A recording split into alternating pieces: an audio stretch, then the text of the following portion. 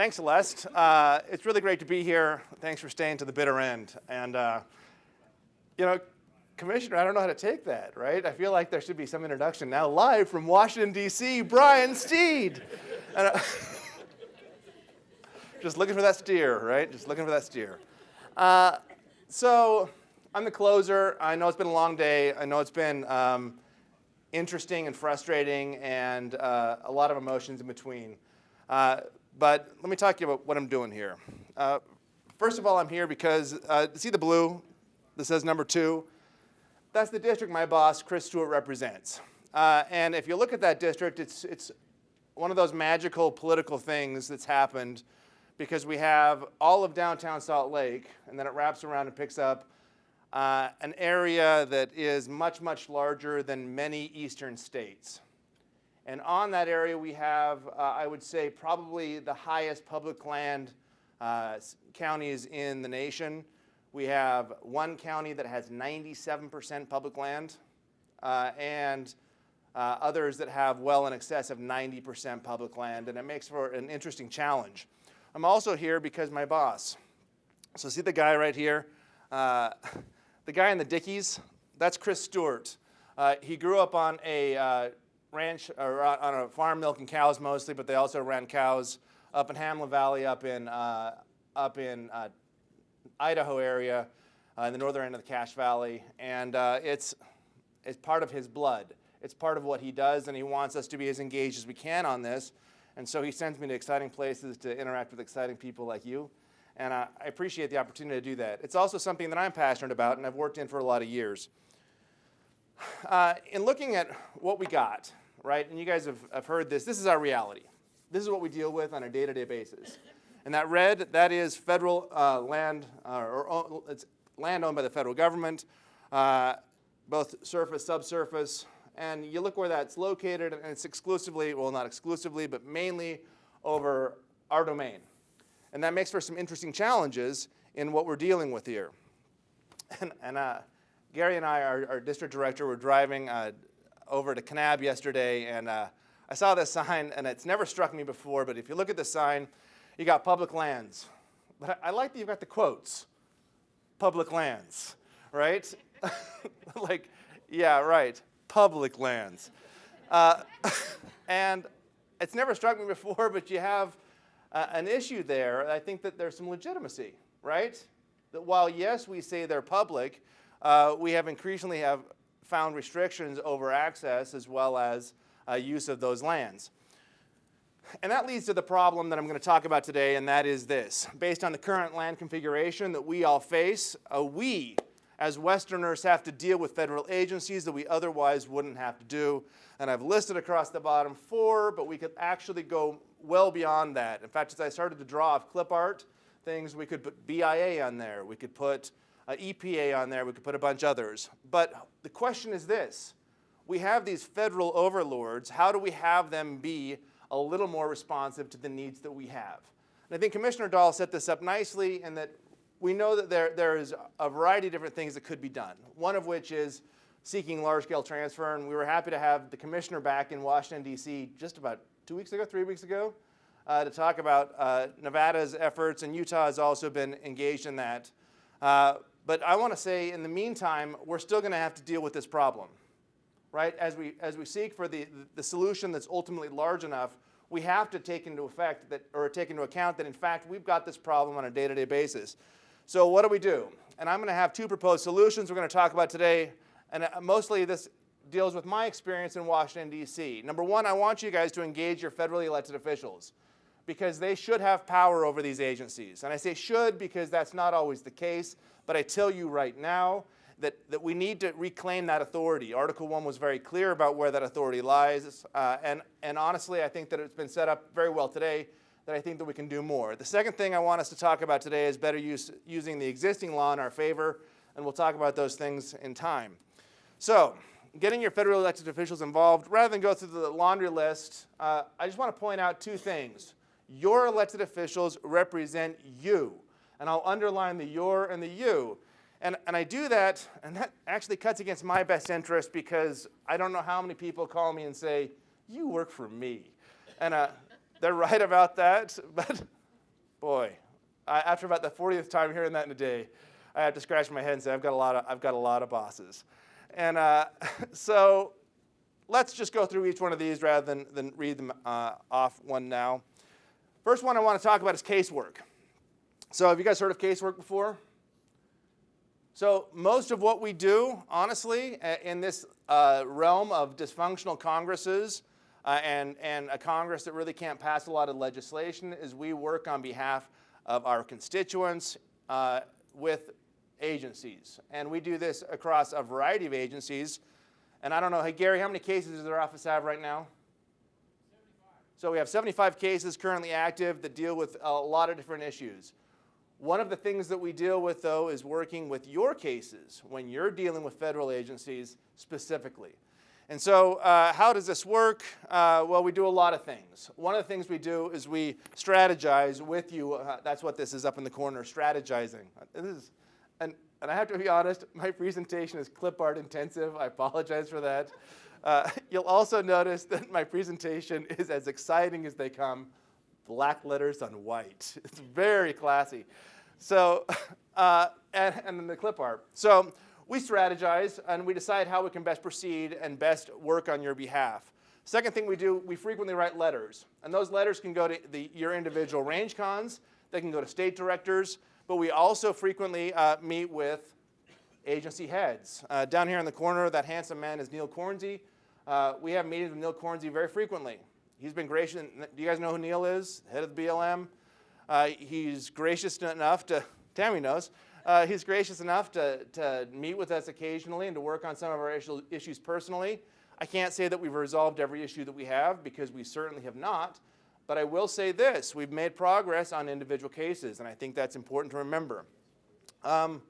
So that's something we can do on your behalf, okay? So your congressman can do that. We can also get more general. Now, this is clip art, just so you know. I'd like to take credit for the government regulations as the vampire. It's not mine, but honestly, so every month, well, every 3 months, we get a new batch of interns in our office. And every 3 months, there's this publication that comes to our office every single day called the Federal Register. And that Federal Register comes across the desk, and our new interns say, "What is this?" after about a month of getting it. And even though these kids are by and large from political science programs and some pretty good universities, they have never heard once of what the Federal Register is. And I'm curious here in the room, who here knows what the Federal Register is? And why is that? You guys know about it because you deal with it. And this is where they list proposed regulations, and if they get approved, they go into the CFR, right? One of the things that we do as congressmen, and Ryan, that right was for you, man. So he's been criticizing me on my use of right, which I do frequently, right? And so, so the CFR will be used then to manage your lives. And the CFR, when you look at what the Code of Federal Regulations is, and I don't have the exact numbers this time, but I can tell you last year we expanded the Code of Federal Regulations more by orders of magnitude than we had on our legislative end. We, in fact, had the largest regulatory year last year than we've had in our nation's history. And I don't remember the exact numbers, but it's in the tens of thousands of regulations we're passing. What that means is for you that you've got to be all the more vigilant on what that is. So we want to stop many of those regulations from taking effect, and so we will fight on your behalf to do that. And we've done many, many things to do this. One of the things I want to point out, we fought very hard against Waters of the United States, or WOTUS, because it's a big deal. And it expands the authority of the EPA in ways that I think was probably unintended, but certainly unprecedented, into a lot of different areas that probably had no business being called navigable waterways of the U.S. I say that because there has been a fight against that proposed rule. And that's just one of the high-profile ones, but we fight against many proposed rules. Let me give you some examples. One of the things we've been working on most recently, do you guys recognize this place? It's in Utah. That's the Bears Ears.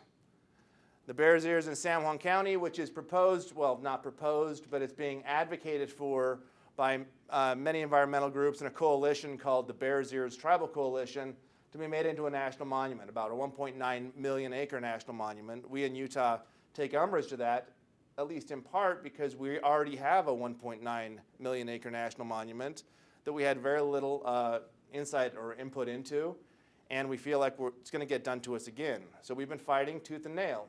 All the Utah congressional delegation has written letters. We've requested meetings with the president. In fact, there was a meeting just last Friday with the president's top person on this to make sure that this doesn't happen without our knowledge. Now, will this in fact stop it? I don't know. But I can say this, that we can fight. And I think that it's on us to fight. And so when you have similar problems coming down, I can tell you this much, we in Washington, D.C., being under the shadow of that steer, we do not know all the problems that you face. We don't. But if you tell us those things and provide us details, then we can sometimes do something about it. And so I'm asking for more communication from you all to us. Next, agency actions on the records. We can actually get them to say things that help. And let me give you an example of this. Every year, every agency head will head before a congressional committee. And it'll be kind of open mic night for them. They're able to say their piece, but then we're able to ask them questions, and we can ask them pointed questions. One of the pointed questions we asked was to the lady here on the left, Sally Jewell, who is the head of the Department of Interior, so Secretary Jewell. And we have this issue with Utah prairie dogs. It's a species listed as endangered, or it's threatened, but listed under the Endangered Species Act. And we have this very unusual counting system where the Fish and Wildlife will only count for purposes of recovery those dogs that are on public lands. Now, dogs aren't dumb, and so it turns out if you go to Panguitch, Utah, or if you go to anywhere in Iron, well, not anywhere, but anywhere in at least eastern Iron County, you'll find that you can find dogs in pretty much superabundance. And if you plant alfalfa, you're pretty well inviting dogs onto your property. And those dogs don't count for purposes of recovery. So this is very strange to us, right? I think it's probably extra legal in the sense of what the official or what the Endangered Species Act says. So we said, why don't we get it on the record? So we said, Secretary Jewell. So our boss asked the question. Chris Stewart, and it was a nice setup. He said, Secretary Jewell, now in terms of recovery of species, you admit that counting every member of that species might be an important criteria to knowing whether this is endangered or not. She said, oh yes, this is part of what we do, right? We do this for every species. And then we had this on the record. And we said, well, did you know that you don't do that for prairie dogs? She said, I didn't know that. And I'm saying that what happens there is that then we have something to then use against them and say, hey, we have, even the Secretary of Interior gets it. It's bad policy not to count each one of those animals for purposes of recovery. And so now, why don't you work with us to change that policy? And so that's the little things we can do. Moving right along, we have congressional oversight. That's a very big gavel. You have Westerners in positions of power right now. Two Utah guys I want to point out. Rob Bishop, the guy with the white hair, and he would be mad at that picture because he's lost a lot of weight recently. He would have pointed that out for himself, so it's true. The guy on the other side is Jason Chaffetz. Mr. Chaffetz is chairman of Oversight. Mr. Bishop is chairman of the Natural Resources Committee. Both these guys have positions of authority over natural resources, over public lands, over public land agencies. And frankly, I think that we can push them to be more vigilant and more aggressive in their oversight of federal agencies. And so I think we have the opportunity to hold agencies accountable, and we can do that for a variety of ways. These guys have subpoena authority. By subpoena authority, I mean that they're able to send subpoenas to agencies to which legally they are bound to respond to. Sometimes they do, sometimes they don't, but in theory, legally they are bound, or they should be bound to respond. We use that power. We get information from the agencies, and that information can be used in your benefit. We also are able to hold hearings to get more facts on the record on what they're doing and why they're doing it, and we can use that if they ever veer from that course. One example that we had recently in the city of St. George, Washington County has a BLM RMP. Celeste has seen this show. But the BLM, so I'm not going to go through the whole setup. The BLM in 2009 was part of a very large land deal, right, called the Washington County Land Deal. And what happened is Congress decided that there should be certain lands preserved. The bargain for what the county thought they were bargaining for was in perpetuity, that they would have some certainty, right, to figure out what's going to go on. Some of the things that were bargained for in view of the county have not been lived up to by the BLM.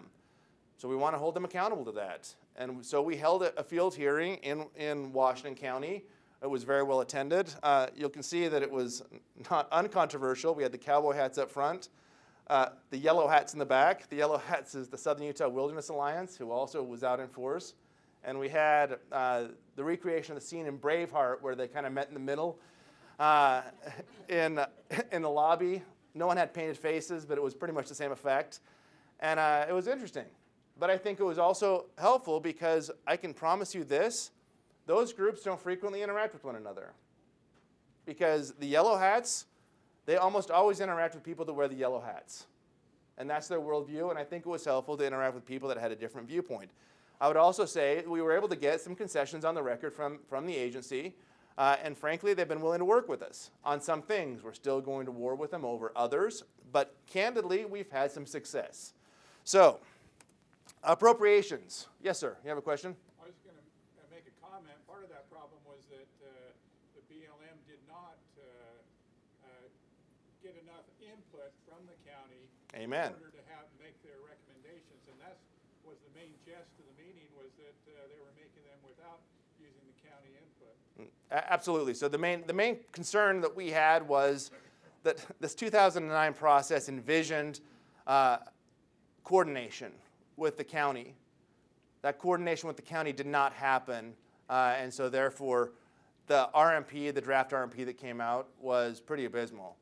And so that's one of the things that we were able to get on the record and get certainly some communication back and forth. And frankly, I think that, I don't want to say we shamed the BLM into it, but we certainly had the BLM a little more responsive for a time, and they have been still.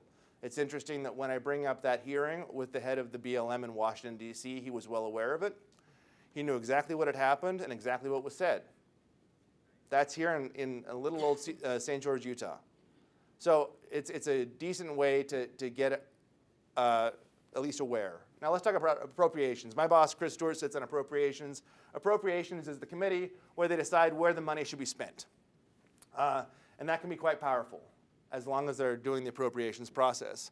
Let me do a word of caution on this. Any spending bill must pass both houses of Congress, while the House of Representatives has in fact been quite successful in passing appropriations bills. The Senate recently has not, and so that's led to omnibuses at the end of the year, and we can all roll our eyes and groan in unison at the word, but that's been the reality of it. Now, two things we can do through the appropriations process, even in an omnibus. We can have appropriation language, which we say these are the things that should be spent on. And we can also have dollar figures. And so if there are certain programs that are working, tell us. And we can perhaps plus up those budgets on programs that are working. One that comes to mind right here, which is absolutely not working, but one that we're working with the agency to plus up, is the wild horse gather, right? Who here has dealt with wild horses? Ad nauseum. And the BLM wants to work with Congress to have resolution of that. So that's one thing we can do. We can also put on appropriation riders, which are the commandments of the appropriations process, where we can say things like, thou shalt not. Thou shalt not. And one of the examples in recent history is we said, when we were fearing the listing of the sage grouse, we passed, in one of these year-long appropriation processes, one of these omnibus bills, we passed language that said, the Fish and Wildlife Service shall not expend any resources to list the sage grouse. That's actually law, and that has effect. And so there are benefits. You had a question, sir. So like with the appropriation rider on the wild horses, they're not supposed to spend Yep. any money Yep. for their destruction or sell without. So there's a current rider on on wild horses saying that they can't be destroyed or euthanized, right? So we are working very hard to repeal that. Very, very hard. In fact, I flew out yesterday, the day before that, the BLM came out with this very useful graph showing that the horse populations right now are 2.5 times what it was intended in 1971 when they passed the Wild Horse and Wild Burro Protection Act. That's one. Two, forecast, guess how much this program is going to cost per year? No, that's how much it costs today, $80 million.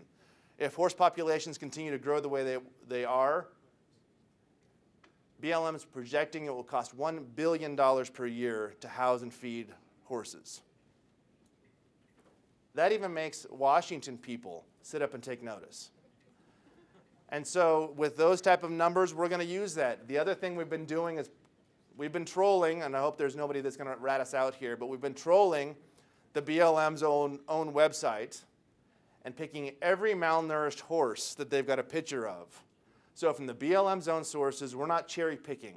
This is the BLM themselves to show that the horses are starving to death on the range. And interestingly enough, one of the things that we've found already is a fair number of these horses have brands. Go figure. So, yeah. I was just going to say, you could probably get a lot of help from a lot of people right in this room if you want pictures of emaciated horses. And yes, sir, and please. We do want pictures of emaciated horses, and we do want, because what happens is every time that this rider comes up on the committee, every time is that someone says, well, think about Black Beauty running across this lush field of long Kentucky bluegrass, right, in the western United States. And that is the, what's that? We're not in Kentucky. True enough. We'll get to that. We have a problem, though. We have a problem because many people have no idea what the actual conditions of the horses are. They know that they love horses and that horses should be treated well. That's what they know. And so when we come up against this, when we start, we don't ever say the S word. We don't say slaughter, ever. Ever. We might use euthanize, though. But I have to say that that's something that's a real fight of our time, and that's part of the education process. And so when you say you're willing to offer us pictures, we need every one. And we've actually been on the call for this for some time, right, Tammy? So we've been dealing with this, okay? One thing we can do in addition to that, yeah, it's Congress. We can actually legislate. Wow, what are the chances? And I have to say that legislating has become something that's somewhat difficult as of late. We've had divisions in the House and the Senate. We've had a Senate who's been very willing to use the filibuster rule, meaning that if you don't have 60 votes, it ain't going nowhere. And because we've had that fact, we've had this kind of stalemate in Congress. However, there is still meaningful legislation out there. And I'm going to cite one or two examples that we've passed. So when the Grand Staircase, not passed, but are promoting, one of the things that happened when the Grand Staircase National Monument was passed, this is the $1.9 billion that Bill Clinton sat on the north rim of the Grand Canyon out of state and pointed somewhere over there. We're going to point 1.9 million acres of a national monument. In that monument, it was envisioned that grazing remained the same. Guess what's happened to grazing over time? Shockingly, we are less than half of the AUMs as we were in 1996. So we're trying to boost that back up again through a legislative means. The other thing we're doing, because we're talking horses, is the Wild Horse Oversight Act, which is a simple proposal to say, hey, there are three types of wildlife. There's endangered and migratory wildlife, which has traditionally been held by the Fish and Wildlife Service. There's every other type of wildlife, which is handled by the state. And that's by long-standing common practice and common law practice. And then there's wild horses, which for some reason are managed by the BLM. And right now it costs $80 million a year for the BLM to do that, and they're frankly not doing it very well. And so we're trying to pass that and say we should put horses under the management of the states. It's a simple proposal to say the states are capable of handling elk populations, they're capable of handling deer populations, they're capable of handling every other type of critter imaginable. Why not horses? And we think that's a decent idea. And I have to point out, and this is a little braggy, I get it, but it's the one accomplishment I've had because it's the only clever thing I've done in Congress, I think. is the acronym. The Wild Horse Oversight Act. Whoa, right? I'm really not that clever, but I was super proud of that. So, and if you Google what that means, it couldn't be more appropriate. So, last thing we can do is we can evangelize to our colleagues. This is a big deal. And as I mentioned before, we have this problem that on the left side, that's our reality. Or I guess it's on your right side. Okay, on your right side, that's our reality. On the left side, that's also our reality. The red on the left side, that's population distribution of the United States. So when we talk about areas that are wild and open, people have no idea what that means because they've never been there, they've never seen it. And so they don't have the same understanding that if the BLM sneezes in some of our counties, it's a big deal because it impacts potentially 94% in Kane County, Utah, the land base. They don't get it because they have no idea. And let me give you a for instance. We had an intern in our office. We generally take only interns from the state because we like to have the locals. This kid knew the congressman through some other means, and so he's from Tennessee. And he had just watched Unbranded, which is on Netflix. Yeah, I know. He got people shaking your head, and it's a little bit propaganda. It's beautiful, though, in parts. There's a scene where they get to Kanab, Utah. They get to Kanab, Utah, and, you know, for all the things, they can't get through this property because there's some private property there. And our intern, we have Kane County is part of the district, and this kid said, well, that's terrible. How can this be? And I said, listen, you have to search private land out in Kane County. This is the county with 97% public ownership. 97%, 3% private ownership, and they happened right upon the one area they couldn't go through. Propaganda, one might say. So, another example, I went to school at Indiana. That's where I got my PhD. And this is the state seal of Indiana. I can't make this stuff up. Indiana has a very different view of wilderness and wild areas than we do. This is the state seal of Indiana, and I love it because it is a man cutting down the last tree in the picture, or one of the last 2 or 3, and scaring out the last wildlife. Welcome to Indiana. And if you look at what Indiana looks like, you've got, so the color on Utah, that's owned by some federal agency. Or the blue is state. So it's some public entity, we could say. The color on the other side, that's the public land in Indiana. And so when they had the Hoosier National Forest made, this was a big deal. We got public land. And so when I say public land to my colleagues and friends in Indiana, they have that vision. So think about that. So we've got to get more active. I know that we had the presentation this morning about being more open and active about presenting our side of the story. We need to do that. It's not all about unbranded, but in fact that there is a story to tell. And one of the ways we've been evangelizing was mentioned before is the Federal Land Action Group. We want to evaluate ways to have more local control. We've had Commissioner Dahl back to talk about this exciting bill that's from Nevada, but a variety of different approaches as well. And that's one of the things that we've been pushing through our efforts. And because I'm almost out of time, we're just gonna fly through the next part. You ready? I'm gonna go into high-speed professor mode, and it's gonna be very exciting. So you might ask, well, how do I get my federal officials involved? And I'm going to tell you, I've laid out in the document that's the leave behind, so the thing you can take home, you've got several ways. First of all, you need to develop a positive relationship with your congressional representatives. And I'm just going to read this because this was like genius. It's inspiration. A letter is not enough. Let me say that again. A letter is not enough. We get 3,000 letters on a bad week. Okay? 3,000 letters on a bad week. Yelling at them is not enough. It's good, but it's not quite enough. Get to know them. And I would say one more, and I know I'm biased because I'm staff, but I would say get to know your congressional staff as well because they can do a lot of good for you in addition to your representative. Use your local elected officials as conduits of information. I tell you this, we rely on our local elected officials all the time. I mean, I'm looking back here at Mark Whitney and Darren Bushman. These guys tell us and Del Brinkerhoff as well, these guys tell us information that we need to know because they have their feelers out on the ground. I know for a fact that Darren was kicked out of a meeting 2 days ago with the Forest Service, right? And we're going to make hay over that because it's a pretty big deal. We believe that he should be there because of the coordinating agency status. He's been invited to be there by local forest officials and got to the meeting, was kicked out. That's a big deal to us, but it's through him that we know this information.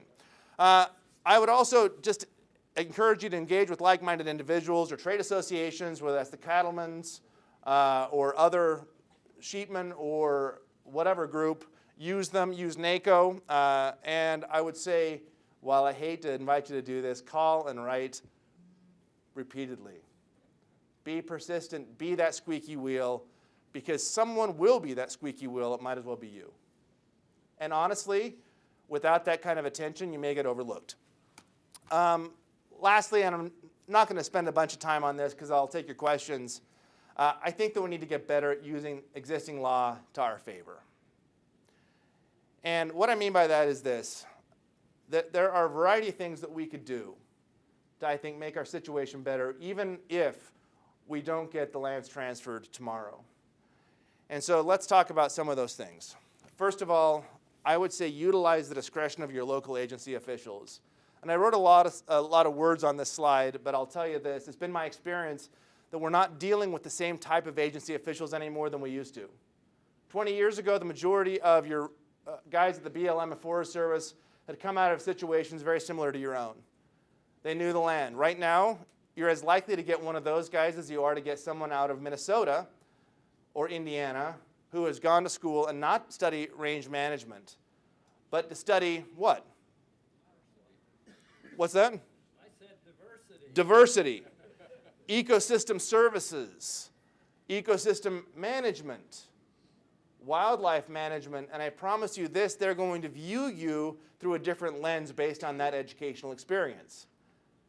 Now that creates a little bit of a challenge for us because we want to say, you're idiots, you don't understand our way of life, go home. But they have the ability to say, well, great, I'll go home, but not until after I cut your AUMs by half. And that puts us in a situation where we're in court fighting this. I would encourage you as follows. Get to know these people. Generally, they're not bad. You heard I said generally. There are some bad ones there. But you need to understand that you have to educate these people, that this is a way of life, and that your grandfather has been ranching on this land for generations before that guy ever showed up. Or that gal. And so don't be afraid to educate them. Those guys have a lot of discretion. They can use that discretion in your favor. And think about this. I get a lot of heat because people say, you know, my range con meets more with Grand Canyon Trust than they meet with me. That's probably true. I would submit to you that's probably because they agree with them, and people like to associate with people that agree with them. They've gone to the same schools. They've had the same ideas, right? And that means that we need to start educating from the ground up. I know it's daunting, but I think it's important because otherwise I think that we have problems ahead. Coordination, we talked about at length with Karen Budd-Fallon, but just be aware that NEPA, NIFMA, FLIPMA, and others all have coordination requirements. Be aware of that. Take advantage of it. And you can read the language. I would advocate, listen, and I'm not going to disagree with Commissioner Dahl, but there's been a rush in the West to say that land transfer is the only option and we need to do it now. And that means that anything short of land transfer is giving up. And I don't want to put us in that catch-22. So I would say that we should also encourage our Congress to use the property clause. The property clause, just to go back to what was said at the beginning, Congress shall have power to dispose of and make all needful rules and regulations respecting the territory or property belonging to the United States. That means Congress could theoretically do some creative things if we ask them to and if we put enough pressure on them to do it.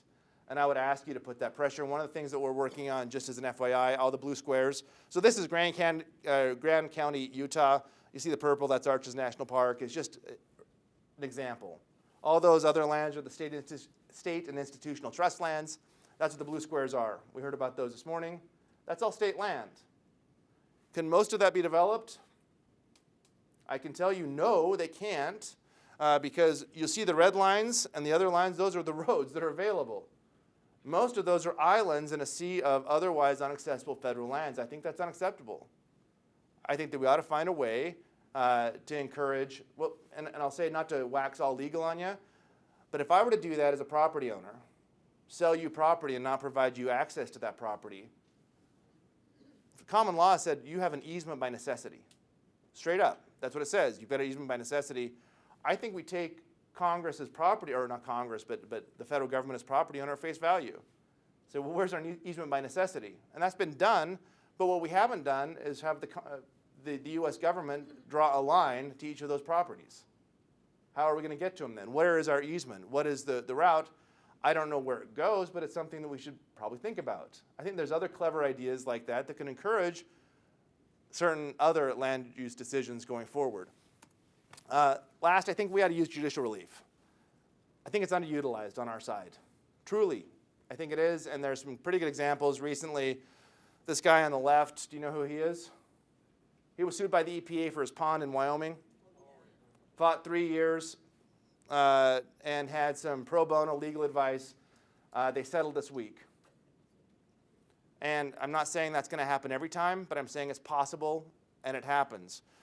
The fish on the other side, the right, I guess for you, it's a Delta smelt, which is a 2-inch fish that apparently smells like cucumbers. True fact. Cucumbers, who knew, right? And so, who cares? Well, it turns out that most farmers in the Central Valley, California care because it's endangered. And because it's endangered, they shut off pumps that divert that water out of the Sacramento-San Joaquin Delta to those ranchers. And so you have orchards being ripped out. You got orchards being ripped out. Well, it turns out that the agency that had diverted that water and decided didn't do a NEPA analysis. Didn't look at that, and so some clever farmers and others sued. And Judge Oliver Wenger in California, he sits within the realm of the Ninth Circuit, decided, well, yeah, you probably ought to do a NEPA on something like that. You ought to do an economic impact statement or environmental impact statement to see what happens there. And so put the whole thing on hold. It doesn't necessarily mean that it'll exist forever, but I can tell you it's a small-time victory, and that's great to know that victories happen. So with that, I want to remind us all that there is no more iconic or representative image of America than the cowboy riding on the open range. People growing up, they play like they're a cowboy. There's a reason Westerns are made.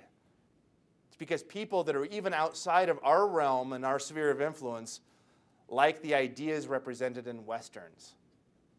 I think we have the moral high ground, and I think we need to use that to tell our story. That we, in fact, have a life to live as well, and that we, in fact, still have good to do. And so I would encourage you all to reclaim that moral high ground. Reclaim the moral high ground, and let's go to work. It's not going to be easy, but it could be a lot of fun. And frankly, if not that, then I think we're all done anyway. So let's go to work and get it done. So thanks so much. I have 2 minutes for questions. Yeah. One question you didn't cover, and that is the Land and Water Conservation Fund, permanent $900 million Right. funding. I was wondering if the House would do something about that. Yeah, so that is a Senate proposal. The House Chairman Rob Bishop is vehemently opposed to that idea. The LWCF is a controversial one because it also provides a lot of rec funds for eastern states. And those eastern states are land hungry. And I'm going to just tell you how it is. So they're land hungry, they really want more, but we say this is an aberration. We say this is an abomination because we have counties that are already much, much too rich in public land. And so we're trying to figure that out. The House is by far more sympathetic to our claims, and we have not passed that permanent authorization of $900 million. I just want to respond to that, though. The fact is they turned down in the Senate the amendment to allow them to maintain the lands that they have. Right, I agree. The United States government and the Eastern people ought to think about this. If any land they get it, then they're going to be basically ghetto landlords. And I'll say amen to that. I agree. But as I said before, hasn't happened in the House. I don't think it'll happen in the House. And I can tell you that Rob Bishop is again, as aggressive as any time I've seen him on this very issue. So we'll see how it happens. But I just don't think it moves. Yeah. The House makes all the appropriation bills for the government, and your boss is on that uninfluenced members of that committee. Can't they do anything to cut down the finances and the wasteful spending of the President of the United States that we've got now? His trips, 2 trips this year, have cost over $5 billion, $500 million for 2 trips. Yeah. And he just throws that money all over for all of these personal expenses and gives it to these other countries. Can't that be controlled? The answer is yes and no. And let me explain why yes. Yes, constitutionally, you're absolutely correct. That is how it's laid out to be. But remember that you have to, in order to have a spending bill pass, it has to pass the House, and it has to pass the Senate, and it has to be signed by the President. And that's how the Constitution set it up, because they didn't want one of the branches or one of the houses to be able to have that sole or unilateral power. We have done that in the House. They have not done that to the same degree in the Senate. And when we have cut some of these things, it's been vetoed by the President. For instance, we, on Waters of the United States, we used a congressional act to do away with that proposed regulation. The Senate actually passed that as well. It got vetoed by the President. It's not veto-proof. And so there's good news in saying, yes, that power exists. The bad news is that right now, because of the structure of the Constitution, it's very difficult to apply. That's not a great answer, I know, but it's what we're dealing with. Yeah. We're talking about all the regulations that were coming down, and apparently you have some kind of approval over that. Why can't we just not approve them if we can't read them all? So it turns out that regulations we don't have approval over. What we have to have is a congressional, there's an act where you have to go in and get a majority of members to say that we, in fact, are going to repeal that act.